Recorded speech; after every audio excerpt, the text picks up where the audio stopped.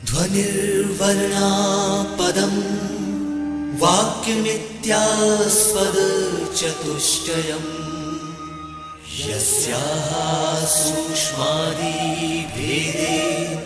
वाग्देवीं तामुपास्महे।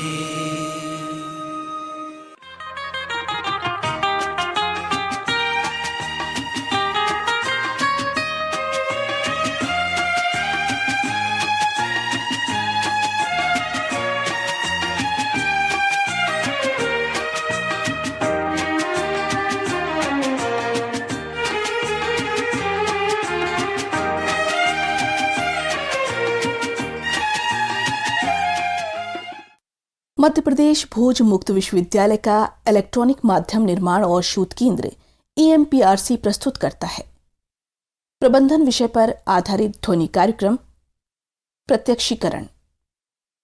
ये कार्यक्रम प्रबंधन में डिप्लोमा, स्नातकोत्तर डिप्लोमा और MBA पाठ्यक्रम के प्रथम वर्ष के विद्यार्थियों के लिए प्रथम प्रश्न पत्र प्रबंधन के नियम और संगठनात्मक व्यवहार की चौथी इकाई पर आधारित है। इस कार्यक्रम की विषय विशेषज्ञ और वार्ताकार हैं डॉक्टर वीणा दाणी। इस कार्यक्रम का ध्वनि मुद्रण, संपादन और प्रस्तुतिकरण किया है अमर बहादुर यादव ने। तो साथियों, लीजिए सुनिए प्रबंधन विषय पर आधारित ध्वनि कार्यक्रम प्रत्यक्षीकरण। आज प्रस्तुत है इस कार्यक्रम का पहला भाग।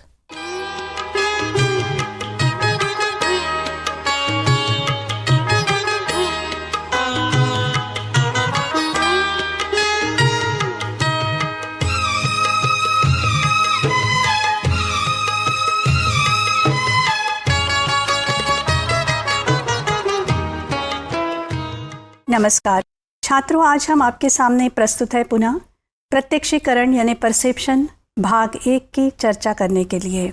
यह विषय आपको प्रबंधन में डिप्लोमा, इसके प्रश्न पत्र प्रबंधन के नियम तथा संगठनात्मक व्यवहार, इस प्रथम प्रश्न पत्र के इकाई 4 में दिया गया है और इसी टॉपिक पर आज हम मुख्यतः चर्चा करेंगे।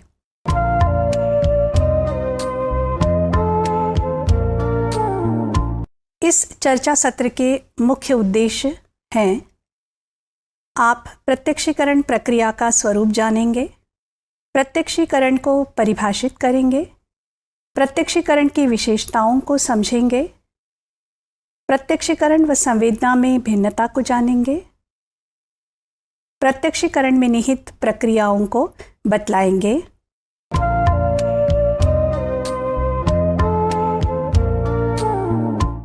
अब प्रश्न ये उठता है कि प्रत्यक्षीकरण क्या है? प्रत्यक्षीकरण एक बहुत ही महत्वपूर्ण मानसिक प्रक्रिया है।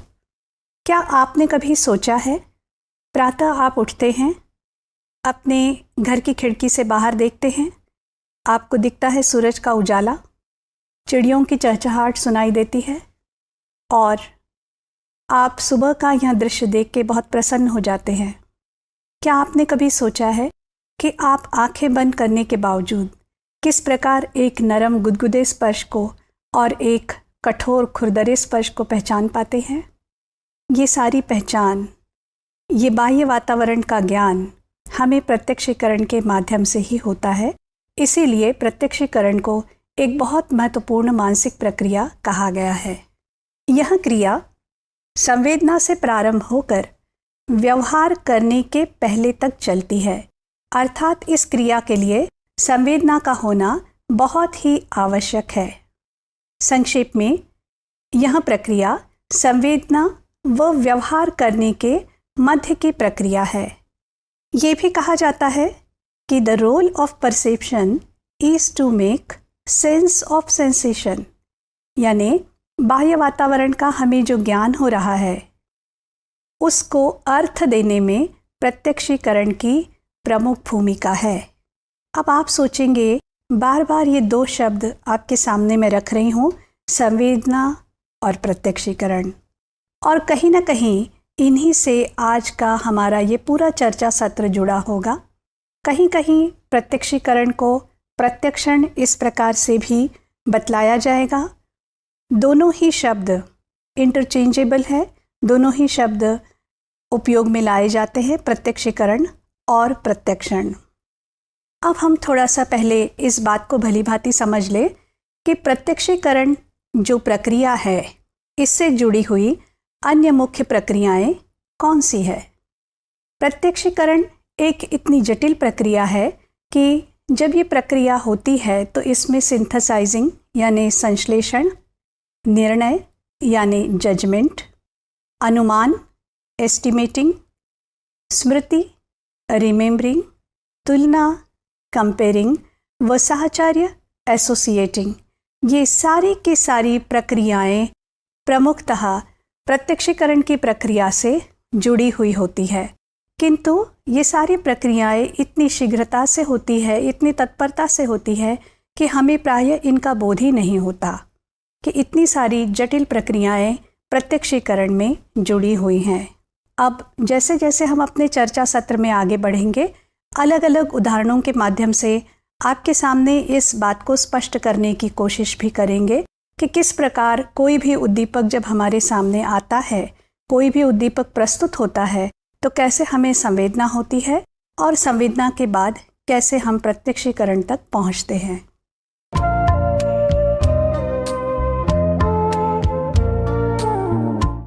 यदि हम प्रत्यक्षीकरण की एक फॉर्मल, एक औपचारिक परिभाषा लिखना चाहें तो छात्रों, मेरे हिसाब से तो आपके पास में पेन पेपर सब कुछ तैयार ही है, तो चलिए उठाइए कलम और लिखिए। प्रत्यक्षण एक सक्रिय, चयनात्मक एवं संज्ञानात्मक मानसिक प्रक्रिया है जिसके द्वारा व्यक्ति को बाह्य वातावरण में उपस्थित वस्तुओं का ज्ञान होता है। अब यहाँ देखिए कुछ मुख्य बिंदु जो मैं स्पष्ट करना चाहती हूँ। पहली बात है सक्रिय। प्रत्यक्षीकरण की जो प्रक्रिया है वो एक प्रोएक्टिव प्रक्रिया है। चयनात्मक यानी जब प्रत्यक्षीकरण की प्रक्रिया घटित होती है तब वातावरण में उपस्थित अनेक उद्दीपकों में से किसी एक उद्दीपक पर व्यक्ति अपना ध्यान केंद्रित करता है, इसलिए ये प्रक्रिया सिलेक्टिव यानी चयनात्मक हो गई। संज्ञानात्मक कॉग्निटिव यानी इस प्रक्रिया के घटित होने के साथ साथ इसमें रिमेम्बरिंग, एसोसिएटिंग, साहचर्य, स्मृति, ये सारी बातें जो सम्मिलित होती है उन्हें हम संज्ञान के अंतर्गत लेते हैं। तो इसलिए यह एक संज्ञानात्मक मानसिक प्रक्रिया है और इस प्रक्रिया के द्वारा ही हमें बाह्य वातावरण में उपस्थित अनेकों वस्तुओं में से जिस वस्तु को, जिस उद्दीपक को हम चुनेंगे, क्योंकि यहाँ चयनात्मक बात कही है, तो उस वस्तु का हमें ज्ञान होता है। अब मैं आपको एक उदाहरण समझाती हूँ। आपका ही उदाहरण ले लें। मान लीजिए आप सभी छात्र एक कक्षा में बैठे हुए हैं और अपने प्राध्यापक के आने का इंतज़ार कर रहे हैं। जैसे ही आपके प्राध्यापक आपके कक्ष में प्रवेश करते हैं और आपके कक्षा में कुछ चार्ट लगाते हैं जिसके माध्यम से वो अपनी बात को स्पष्ट करना चाह रहे हों, तो आप पाएंगे कि अपनी कक्षा में उपस्थित कई उद्दीपक यानी कई वस्तुओं के होने के बावजूद आपका ध्यान उस चार्ट की ओर चला जाएगा। आपको पता भी है कि आपकी कक्षा में कितनी उद्दीपक वस्तुएं उपस्थित हैं? नहीं, गिनवाएं हम आपको। देखिए, आप जहां बैठे हैं वो डेस्क, वो कुर्सियां, आपके हाथ में कलम है तो वो भी एक उद्दीपक वस्तु हुई। पास में यदि कॉपी या किताब खुली है वह भी उद्दीपक वस्तु है। कक्ष में जो लाइटिंग की व्यवस्था है, ट्यूबलाइट्स, पंखे, ब्लैक बोर्ड, आपके कक्षा में उपस्थित प्राध्यापक, ये सभी आपके लिए यहाँ उद्दीपक का काम कर रहे हैं। किंतु इतने सारे उद्दीपकों में से आपने चयन किया है उस चार्ट का जिसके ऊपर कि आप ध्यान दे रहे हैं, और इसीलिए चयन करने के कारण ही आपको आपके उस वातावरण में यानी कक्षा के वातावरण में उपस्थित अनेकों वस्तुओं में से उस चार्ट की ओर ध्यान देने के कारण उसका ज्ञान होता है। चलिए आगे देखें। अंग्रेजी में यही एक परिभाषा, perception is an active, selective and cognitive mental process through which a person gains knowledge of the objects present in the environment. अब प्रत्यक्षीकरण की प्रक्रिया की मुख्य विशेषताएं। प्रत्यक्षण के लिए उद्दीपक का होना अनिवार्य है। अब उद्दीपक अभी अभी हम लोगों ने चर्चा की थी कि उद्दीपक हम किसे कहते हैं। तो प्रत्यक्षीकरण के लिए उद्दीपक नितांत आवश्यक है। बिना उद्दीपक के प्रत्यक्षीकरण हो ही नहीं सकता। और उद्दीपक दोनों प्रकार के हो सकते हैं। बाह्य वातावरण की हम अक्सर चर्चा करते हैं, किंतु हमारे आंतरिक उद्दीपक भी हो सकते हैं। इसके सहारे भी प्रत्यक्षीकरण हो सकता है। प्रत्यक्षण में उद्दीपक का तात्कालिक अनुभव होता है, इमीडिएट एक्सपीरियंस। जैसे ही कोई उद्दीपक वातावरण में उपस्थित हुआ और हमने उसका प्रत्यक्षीकरण किया, इमीडिएटली तत्काल ही हमें यह अनुभव होता है कि हम इस उद्दीपक को देख रहे हैं या सुन रहे हैं, या उस उद्दीपक से हम तक कोई गंध पहुंच रही है या कोई स्वाद पहुंच रहा है। प्रत्यक्षण एक संज्ञानात्मक प्रक्रिया है। इस बात की भी हम पहले चर्चा कर चुके हैं, क्योंकि इसमें अन्य अनेक सारी मानसिक प्रक्रियाएं सम्मिलित है। प्रत्यक्षण में उद्दीपकों को संगठित किया जाता है। हमारे आसपास के वातावरण में जितने भी उद्दीपक हैं जिन्हें हम देखते हैं, उसमें ऑर्गेनाइजेशन होता है, और ये भी इतना तत्काल, इतने स्पीडीली होता है कि हमें उसका अंदाज़ा नहीं लग पाता। प्रत्यक्षण एक चयनात्मक प्रक्रिया है। अब प्रत्यक्षीकरण की जब हम चर्चा कर रहे हैं और कहीं ना कहीं इसमें बार बार संवेदना शब्द भी आ रहा है, तो प्रत्यक्षीकरण से जुड़ी हुई जो भी मानसिक प्रक्रियाएं हैं उनको हम एक बार फिर से विस्तार से देखें। प्रमुख मानसिक प्रक्रियाएं, इसमें पहला है संवेदना होना, सेंसिंग। दूसरा प्रत्यक्षीकरण करना, परसीविंग। और तीसरा वर्गीकरण करना, क्लासिफाइंग। तो छात्रों, जब हम किसी भी वस्तु की संवेदना करेंगे, सेंसिंग, सेंसेशन, तभी आगे चल करके हमें उस वस्तु का प्रत्यक्षीकरण होगा। और प्रत्यक्षीकरण के पश्चात ही हम उसे क्लासिफाई करेंगे, वर्गीकृत करेंगे।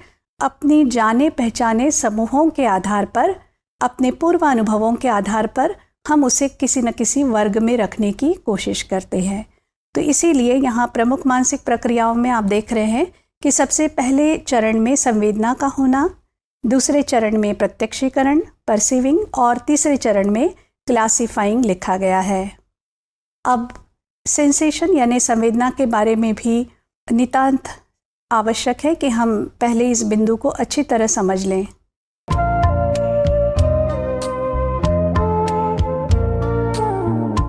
संवेदना क्या है? तो भौतिक वातावरण से प्राप्त उद्दीपक ऊर्जा तांत्रिकीय क्रिया में परिवर्तित होती है। आपको सुनने में जरा क्लिष्ट मालूम हो रहा होगा छात्रों, लेकिन ये इतनी मुश्किल बात भी नहीं है। भौतिक वातावरण यानी जो भी फिजिकल वर्ल्ड है, वहाँ से जो भी उद्दीपक हमें प्राप्त होता है या जो भी उद्दीपक हम देखते हैं, सुनते हैं, उस उद्दीपक ऊर्जा, स्टिम्युलस एनर्जी, वह उद्दीपक ऊर्जा न्यूरल एक्टिविटी में तांत्रिकीय क्रिया में परिवर्तित हो जाती है। उसे ही संवेदना कहते हैं। फलतः ग्राहक कोश यानी रिसेप्टर उत्तेजित होकर मस्तिष्क को सूचना पहुंचाता है। अब यहाँ देखिए, ग्राहक, रिसेप्टर, ग्राहक अंग।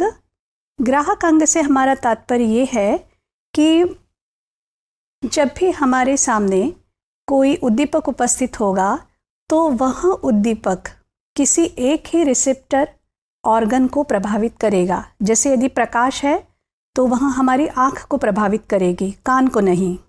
इसी तरह जब कोई ध्वनि है तो वह हमारे कान को प्रभावित करेगी। इसलिए कहा गया है कि रिसेप्टर जो ऑर्गन है वह उत्तेजित होकर मस्तिष्क को सूचना पहुंचाता है और इसके कारण फिर हमें उस उद्दीपक का ज्ञान होता है। एक उदाहरण के तौर पर एक मोमबत्ती है। मोमबत्ती से जो उजाला है वह पहुंच रहा है हमारे सेंसरी ऑर्गन यानी आँख तक।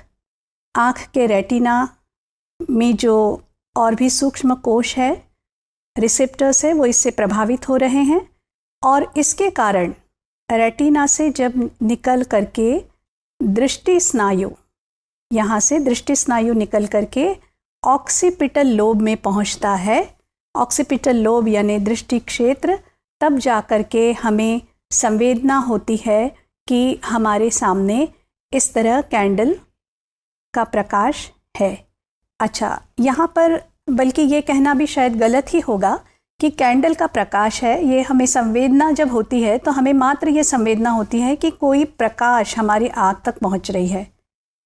जहाँ पर मैंने कहा कि कैंडल लाइट है या मोमबत्ती का प्रकाश है, तो वो क्या हो गया छात्रों, बताइए जल्दी से। जी हाँ, सही पहचाना आपने, वो हो गया प्रत्यक्षीकरण यानी परसीविंग। अब संवेदना की ही बात थोड़ी सी और आगे बढ़ाते हैं। आप जानते ही हैं कि हमारे 5 रिसेप्टर्स जो हमारे ज्ञानेंद्रिय हैं, कान ये हमें श्रवण संवेदना कराते हैं, आँख जो कि हमें दृष्टि संवेदना कराते हैं, नाक गंध संवेदना कराते हैं और हमारे स्वाद संवेदना कराने वाले अंग है जीभ, और स्पर्श संवेदना हमें होती रहती है अपने सभी अंगों के माध्यम से। तो इन रिसेप्टर अंगों से जो स्नायु प्रवाह है वो मस्तिष्क के भिन्न भिन्न केंद्रों में पहुंचता है। जैसे श्रवण संवेदना का टेम्पोरल लोब में पहुंचेगा, शंखखंड में, तब जा कर के हमें श्रवण संवेदना होगी, और जब हमें दृष्टि संवेदना होती है तो वो ऑक्सीपिटल लोब में पहुंचती है, तब जा कर के हमें दृष्टि संवेदना होती है। तो इस प्रकार हमारा जो ज्ञानेंद्रिय प्रभावित होगा वह ज्ञानेंद्रिय हमें उस उद्दीपक का बोध कराएगा, उस उद्दीपक का ज्ञान कराएगा। तो ये चर्चा तो हुई संवेदना के बारे में। अब प्रत्यक्षीकरण दूसरे चरण की प्रक्रिया है जिसमें उद्दीपक का आंतरिक प्रतिनिधित्व के अनुसार वर्गीकरण होता है। यहाँ एक बात स्पष्ट करना आवश्यक है, आंतरिक प्रतिनिधित्व, इंटरनल रिप्रेजेंटेशन, अर्थात इंटरनल से मेरा यहाँ तात्पर्य है हमारा जो संज्ञानात्मक जो स्तर है, हमारी जो सोच है, हमारा जो चिंतन है, जो स्मृति पक्ष है, उन सब के आधार पर हम किसी उद्दीपक को समझते हैं और फिर उसको वर्गीकृत भी करते हैं कि ये अमुक एक उद्दीपक है। जैसे अभी पिछले ही उदाहरण में देखिए, मैंने एक प्रकाश और आँख और आपको ये बताया था कि ऑक्सीपिटल लोब में किस प्रकार दृष्टि संवेदना पहुंच रही है। जहाँ पर मैंने ये कहा कि मोमबत्ती का उजियारा है, मोमबत्ती से निकलने वाली रोशनी है, तो वो हो गया प्रत्यक्षीकरण, क्योंकि हमने अपनी पुरानी यादों के अनुसार, हमने उस देखे हुए चित्र के अनुसार इसको कैटेगराइज किया कि ये मोमबत्ती है। तो इस प्रकार ये संवेदना प्रत्यक्षीकरण में परिवर्तित हो गई। उद्दीपक की पहचान पूर्व परिचित आकृति व आकार के आधार पर होती है। इस कैटेगराइजेशन में हमारे पूर्व अनुभव यानी पास्ट एक्सपीरियंसेस की बहुत बड़ी भूमिका होती है। आपका पहला उत्तर था कि आपने ये स्टम्प्स के रूप में इसको परसीव किया, देखा, प्रत्यक्षीकृत किया, वो भी पूर्व अनुभव के आधार पर था। और अंग्रेजी का वर्णमाला का ये जो एच अक्षर है वह भी क्योंकि 3 रेखाओं से बना हुआ है, इसलिए इस आकृति से, इस फिगर से मिलता जुलता है। एक और उदाहरण देखें। इन 3 रेखाओं को देखकर मुझे एक और बात याद आई। रोमन वर्णमाला का, इसको ये रोमन लिपि में जो न्यूमेरिकल है 3 संख्या इस प्रकार लिखते हैं, मुझे ये भी याद आया था। तो ये सब कैसे हुआ? हमने जब सिर्फ 3 रेखाएं है, सिर्फ ये हमने जाना, ये क्या हुआ? संवेदना। और जब मैंने कहा कि ये एच की तरह दिखाई दे रही है या रोमन वर्णमाला के 3 संख्या के अनुसार दिखाई दे रही है, या कि आपने जो जवाब दिया था कि आपको क्रिकेट के स्टंप्स दिखाई दे रहे हैं, ये तीनों ही चीज़ें प्रत्यक्षीकरण के आधार पर हुई है। तो है ना इंटरेस्टिंग बात कि किस प्रकार हम अपने पूर्वानुभवों के आधार पर, स्मृति के आधार पर और अन्य मानसिक प्रक्रियाओं के आधार पर वर्गीकरण कर रहे होते हैं। तो आगे बढ़ रहे हैं अब हम। वर्गीकरण यानी क्लासिफाइंग, यह तीसरा चरण है जिसमें प्रत्यक्ष किए गए वस्तु को पहचाने वर्ग में समूहीकृत किया जाता है। यहाँ पर हमने ये जो हमने पहचान की थी कि हाँ, ये क्रिकेट के स्टंप्स है या अंग्रेजी वर्णमाला का अक्षर है, ये जो चरण है वो क्लासिफिकेशन के अंतर्गत लिया जाता है।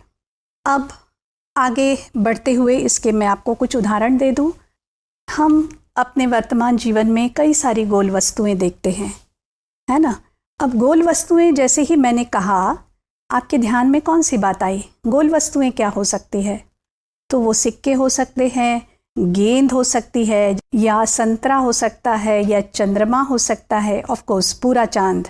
तो इत्यादि वर्गों में हम तत्काल ही गोल वस्तुएं कहते साथ ही हम उनको अलग अलग वर्गों में रख देते हैं।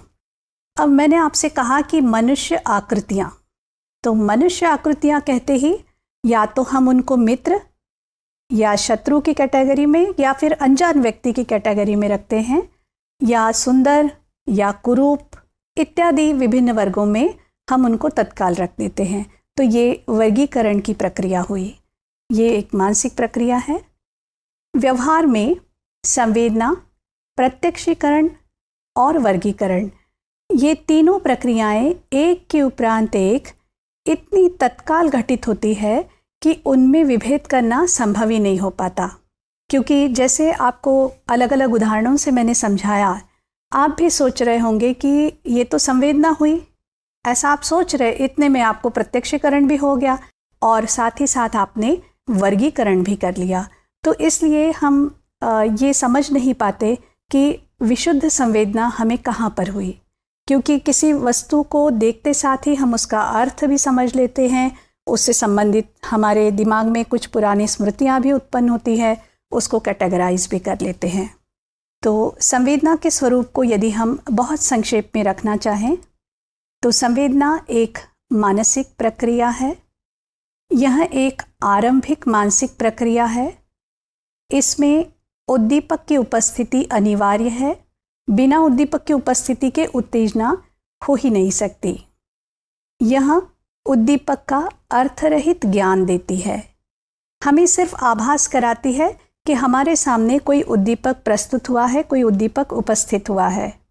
संवेदना का उत्पन्न होना उद्दीपक, ज्ञानेंद्रिय व मस्तिष्क पर निर्भर करता है। इन तीनों की जहाँ उपस्थिति होगी वहीं पर संवेदना होगी। तो अभी तक हमने संवेदना और प्रत्यक्षीकरण इसकी बहुत वृहद चर्चा की, किंतु यहाँ एक बात आपको बताना और भी ज़रूरी है कि विशुद्ध संवेदना क्या है। Pure sensation is a myth, ऐसा कहा जाता है कि विशुद्ध संवेदना वास्तव में सिर्फ एक सैद्धांतिक संप्रत्यय है। वास्तविक जीवन में हमें विशुद्ध संवेदना शायद ही कभी हो पाती हो, क्योंकि संवेदना के तुरंत पश्चात या लगभग साथ ही साथ हम उसका अर्थ भी जान लेते हैं, और इसीलिए शुद्ध संवेदना को सैद्धांतिक संप्रत्यय कहा गया है।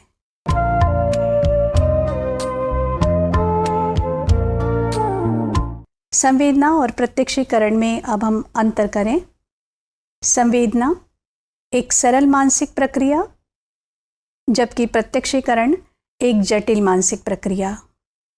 संवेदना में उद्दीपक का अर्थरहित ज्ञान होता है और प्रत्यक्षीकरण में उद्दीपक का सार्थक ज्ञान मिलता है। संवेदना आरंभिक मानसिक प्रक्रिया है और प्रत्यक्षीकरण प्रक्रिया का प्रारंभ संवेदना के पश्चात ही हो पाता है। संवेदना में एकमात्र संवेदी तंत्रिका यानी सेंसरी नर्व की उपस्थिति होती है, जबकि प्रत्यक्षण में संवेदी के अतिरिक्त अन्य तंत्रिका आवेग यानी नर्व इम्पल्स भी उपस्थित रहते हैं।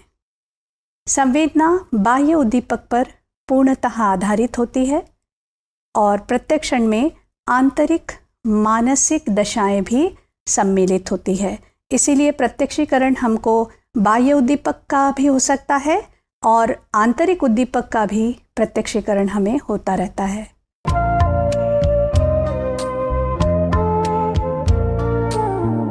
चलिए अब मैं थोड़ा और आगे बढ़ कर के आपको इस बात के बारे में बता दूं कि प्रत्यक्षीकरण में कौन कौन सी प्रक्रियाएं निहित है। छात्रों, अभी आप याद करिए, अभी हमने एक पॉइंट आपको बताया था कि संवेदना में सिर्फ एक प्रक्रिया होती है, लेकिन प्रत्यक्षीकरण में कई सारी प्रक्रियाएं निहित है। ये गुलाब का फूल जो मेरे हाथ में है, इस गुलाब के फूल को देखते साथ, हाथ में लेने के साथ साथ आपको पता है मुझे कितनी सारी एक साथ प्रक्रियाएं हुई है? नहीं? चलिए अच्छा देखते हैं। देखिए, गुलाब के फूल का जब हमने प्रत्यक्षीकरण किया तो उसमें जो निहित प्रक्रियाएं हैं, उसमें सबसे पहले हुई ग्राहक प्रक्रियाएं, रिसेप्टर, यानी हमने गुलाब के फूल को देखा तो ये दृष्टि संवेदना हुई और उस फूल की गंध मुझे आई तो ये हुई है घ्राण संवेदना या गंध संवेदना, और क्योंकि हाथ में गुलाब का फूल लिया था इसलिए स्पर्श संवेदना।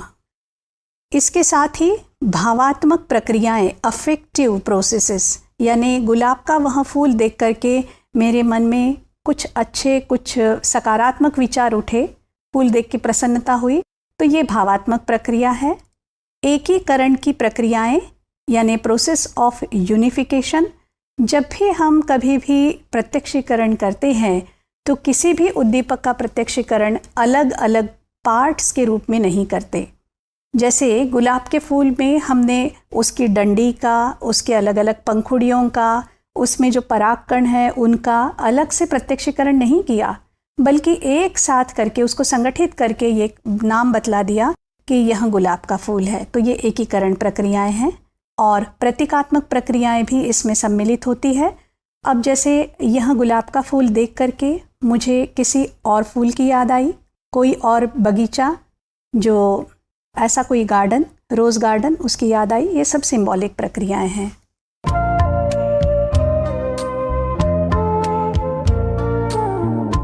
तो सारांश के रूप में इस चर्चा सत्र के दौरान आपने जाना प्रत्यक्षण का स्वरूप, प्रत्यक्षण की विशेषताएं, प्रत्यक्षण की परिभाषा, संवेदना व प्रत्यक्षीकरण में विभेद, प्रत्यक्षीकरण में निहित प्रक्रियाएं। तो मित्रों, हमने अभी प्रत्यक्षीकरण, संवेदना, प्रत्यक्षीकरण के अलग अलग क्या प्रक्रियाएं हैं, इन सब की बहुत वृहद चर्चा की, और प्रत्यक्षीकरण के दूसरे भाग को लेकर के हम आपके सामने पुनः फिर कभी उपस्थित होंगे, जिसमें हम लोग मुख्य रूप से संगठन के नियम और गेस्टाल्ट मनोविज्ञान, गेस्टाल्ट उपागम के बारे में जानने की कोशिश करेंगे। धन्यवाद।